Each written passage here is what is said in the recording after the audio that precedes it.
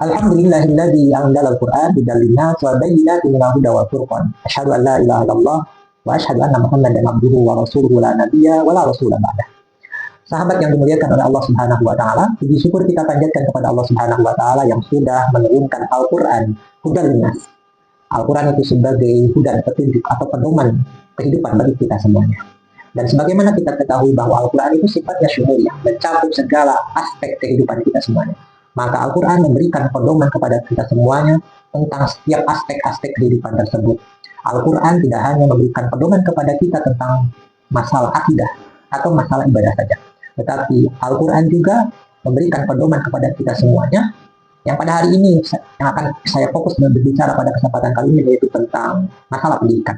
Bagaimana Al-Quran memberikan pedoman kepada kita semuanya tentang masalah pendidikan. Yang lebih spesifik adalah pada kesempatan kali ini yaitu tentang bagaimana metode pendidikan menurut Al-Quran.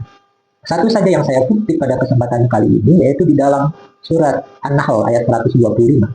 Di dalam surat tersebut Allah Subhanahu wa taala berfirman, "Ud'u ila sabili rabbika bil hikmah wal mau'izatil hasanah wajadilhum billati hiya ahsan."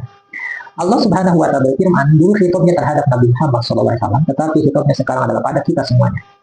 Kata Allah Subhanahu wa taala, "Serulah oleh engkau wahai Nabi Muhammad, umat engkau dengan 3 cara. Yang pertama bil hikmah, dengan cara-cara yang hikmah, cara-cara yang bijaksana. Yang kedua bil mau'izatil hasanah, tegurlah mereka dengan cara yang baik. Wajadilhum billati hiya ahsan." Kalaupun ada berbeda pendapat di antara mereka, maka ajaklah mereka untuk mujadalah, untuk berdialog dengan cara-cara yang baik. Maka 3 hal ini menjadi pedoman bagi kita semuanya sebagai pendidik, sebagai orang tua ketika kita memberikan pendidikan terhadap anak-anak kita. Yang pertama adalah Al-Quran berbicara tentang hikmah, yaitu bagaimana kita mendidik anak-anak kita itu harus dengan cara-cara yang bijaksana. Mendidik dengan rasa empati, mendidik dengan penuh kesadaran, mendidik dengan penuh kepekaan. Kenapa? Karena anak-anak kita ini diciptakan oleh Allah Subhanahu wa taala tentunya dengan keunikannya masing-masing, dengan kecerdasannya masing-masing, dengan cara belajarnya masing-masing. Maka didiklah anak-anak kita bukan dengan cara kekerasan, tetapi didiklah anak-anak kita dengan penuh bijaksana, sesuaikan dengan keunikan mereka, sesuaikan dengan cara belajar mereka. Karena mengajar itu adalah suatu cara bagaimana kita memahami. Kemudian yang kedua adalah mau'izah hasanah.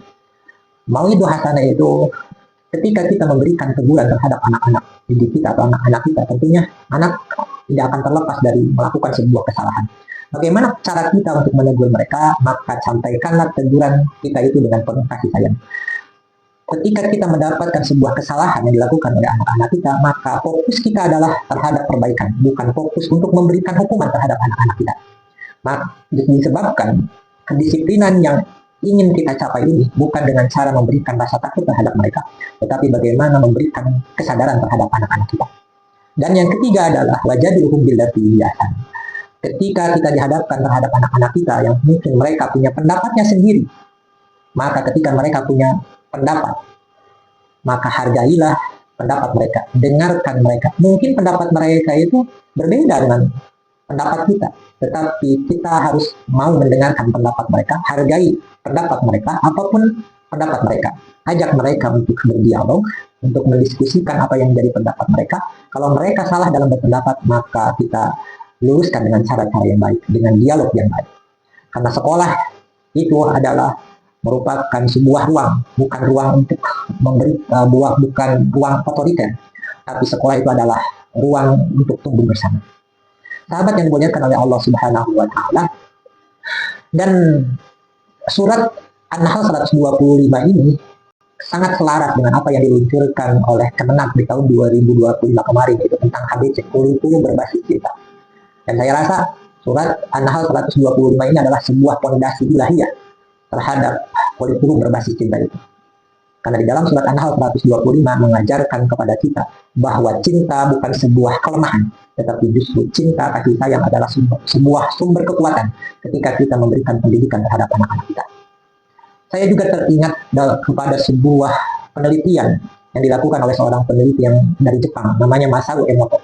Dia meneliti air sampai dia membuat beberapa buku yang berjudul The Miracle of Water, kemudian The Hidden Message in Water, gitu. Keajaiban-keajaiban di dalam air tersebut. Diteliti, ternyata ketika air diberikan stimulus, diberikan rangsangan dengan rangsangan-rangsangan yang baik, tutur kata yang baik, perilaku yang baik. Ternyata yang dihasilkan dari air itu adalah kristal-kristal yang indah. Berbeda kondisinya ketika air itu diberikan stimulasi yang jelek, perilaku yang jelek, kata-kata yang jelek. Ternyata kristal yang dibentuk oleh air itu adalah kristal yang jelek, yang rusak, gitu kan.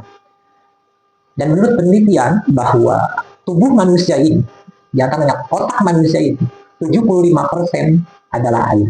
Maka ini sangat relevan, gitu kan. Model pendidikan dengan cara-cara kasih sayang, insya Allah ini akan lebih berdampak terhadap anak-anak didik kita semuanya. Hadirin para sahabat yang dimuliakan oleh Allah Subhanahu wa Ta'ala, maka terakhir saya mengajak kepada sahabat-sahabat semuanya, sebagai orang tua ataupun sebagai praktisi di dunia pendidikan, sebagai guru dan lain sebagainya, mari kita lakukan pendidikan di sekolah ataupun di rumah kita. Didiklah anak-anak kita dengan hati, bukan mendidik dengan emosi. Tegurlah kesalahan-kesalahan anak kita dengan kasih, bukan menegur mereka dikarenakan kita benci. Dan bimbinglah anak-anak kita dengan dialog dan diskusi, bukan memberikan tekanan ataupun intimidasi. Terakhir, mari kita berdoa kepada Allah Subhanahu wa Ta'ala. Rabbana ja'alna mu'allimina bil hikmah, murabbina bil mahabbah, wa mu'addibina bil rahmah. Assalamualaikum warahmatullahi wabarakatuh.